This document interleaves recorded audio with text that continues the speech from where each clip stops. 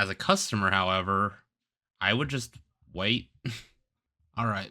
Should you buy Japanese booster boxes / packs right now? This is our TCG Player website, by the way. This is a little credibility check. We have 1,400 sales. We've grossed about $25,000 this year with 3 months to go in our first year. So personally, we've bought about 7 boxes of Super Electric Breaker right here.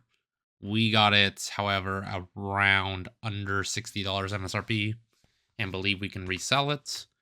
So from our perspective, it was worth buying because we believe we can move it. However, from a buyer's perspective, is it worth it? I would say from a buyer's perspective, it becomes more difficult because you're hoping that Pokemon will reprint this and lower the product price, which isn't the worst bet in the world because Pokemon is a business, right? It's there to make its own money.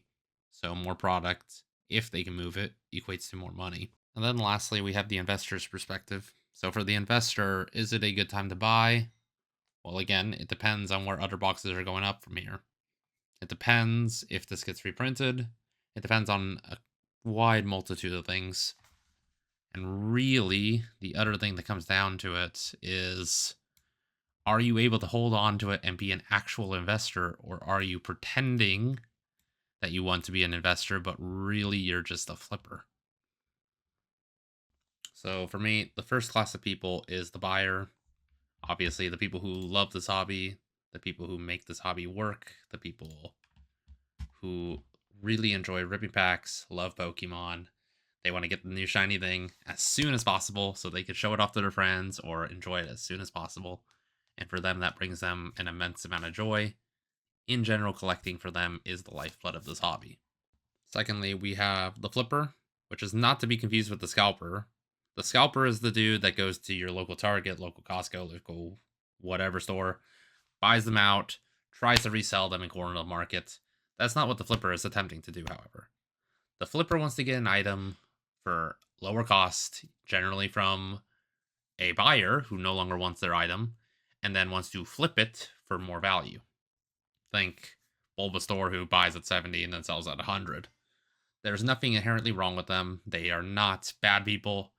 If anything, they assist the buyer in recollecting capital so that they are able to once again get more into the hobby. And lastly, for our third definition, we have the investor. The investor enjoys Pokemon generally speaking, but doesn't have to, and cares about holding on to products that will later turn into much more profitable things for them.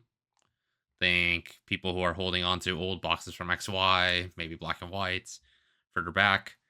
These people care much more about their boxes. Maybe they enjoy even looking at them. Maybe they enjoy collecting them as well, and that's part of it. In the end, black and white is really hard and subjective here. But for the classifications people, I think these three are about right. And so for each class of these people, you will have to end up asking the question, what is worth it? This is going to be a completely subjective question.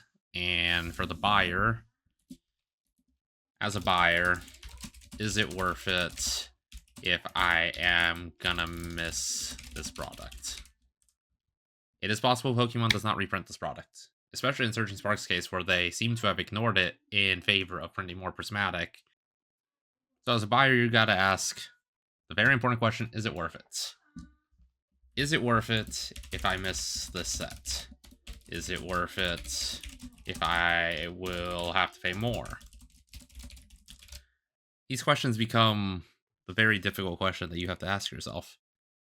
For me, as if I was purely on the buying side, how much do I enjoy ripping this and how much do I want to really go after that hit in the set and how much will that add to my personal joy? I personally don't have a huge affinity for ripping packs. I personally really enjoy getting cards that I really want and holding on to them. So for me as a buyer, I won't ever miss a set, and it won't be worth it for me because I don't enjoy ripping. But for you, depends on so many things. So in Surging Spark's case, you have the Pikachu. Do you want to go hunt it? Does that matter to you? Does paying more to get it in a single make it better for you? Really think about what do you really value and what do you really want. I think is what is the most valuable thing to say here. 'Cause personally, I would love to sell you my booster boxes. It's good for me. I get to make more money. I get to funnel it into the machine that is my Pokemon slash TCG business, and then I get to buy more, enjoy my collection more, enjoy flipping more for more product and slash profit. So I think that should answer the question for the buyer. Now let's go ahead and move on to the flipper. So in the flipper's case, once again, is it worth it? Can I move it becomes a major question for the flipper, which is me and most vendors. If you can't move it, then you lose money. And every time you lose money, it's terrible for you as a business. Can I hold on to it? Another question, a very valuable question. Can you turn this into an investment from your side as the flipper? If you are in a financial situation to do so, great. For me personally, this is my backup plan. My backup plan, plan B, whatever you may want to look at it. If we cannot move our boxes, if my endeavors to grow this YouTube channel, grow our business do not work, I could personally hold on to it, wait for it to go up eventually years down the line, because I believe the chase cards from the set will make this go up. Lastly, as the flipper, can you get it at a good price? This might be the most important question, in fact, which answers these questions. Can I get it at a price where I can actually move it? For me, I personally have found ways to get product straight from Japan at a reasonable price, in my opinion, that I feel I can move. But for you, maybe your local area doesn't even like Japanese cards. Maybe you have absolutely no online presence and can't move it online. Maybe you have a massive online presence and you can easily move it and you can order 100x what I order. Really, this and all of those following questions answer the question of, is it worth it for you? So lastly, as the investor, is it worth it? Is it time to buy it? Can you hold it becomes an important question. Will you hold it? Are you actually an investor? You need to decide that. You need to figure that out. What profit are you looking for? Generally, you should have an idea with what you're doing with these investments. You should not just go willy-nilly. Dollar cost average. If this product goes up, you hold and you're happy. If it goes down, you buy more. You buy more because, once again, you believe in the product. Therefore, now it's at an even cheaper price. Therefore, you grab it, hold on for the 15 years, whatever timeline you are expecting it to take, or however long it does take. In the end, investing in Pokemon is probably not great financial advice for anyone. You should probably consult with a financial advisor. But in terms of enjoying it, and this being a form of enjoyment for you, I would say you should probably consider all of these and other opportunities that you could have. So in summary, are Japanese boxes worth it? Some of them you could argue are, and as the buyer, it is truly a what feels right to you and what you want to spend your hard-earned money on. If you want to go for V-Star Universe, go ahead. I personally would be uncomfortable. 151, Shiny Treasure, Raging Surf, whatever it may be. If your enjoyment is going after the hit, if your enjoyment is collecting in this way and getting it yourself, by all means, that is your choice. It is still an okay time to buy, in my opinion, before it goes up higher.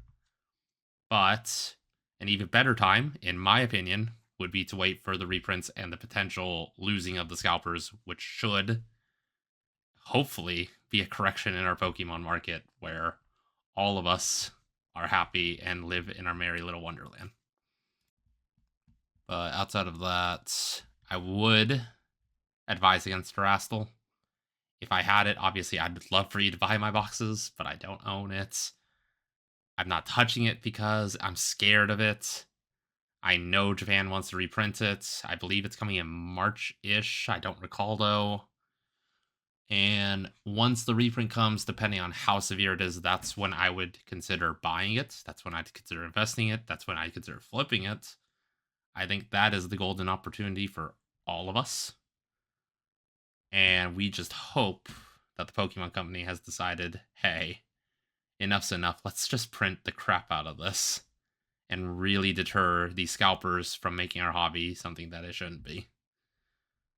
Well, yeah, I think that summarizes just about how I would feel about this. So, thanks for watching, everyone. Bye-bye.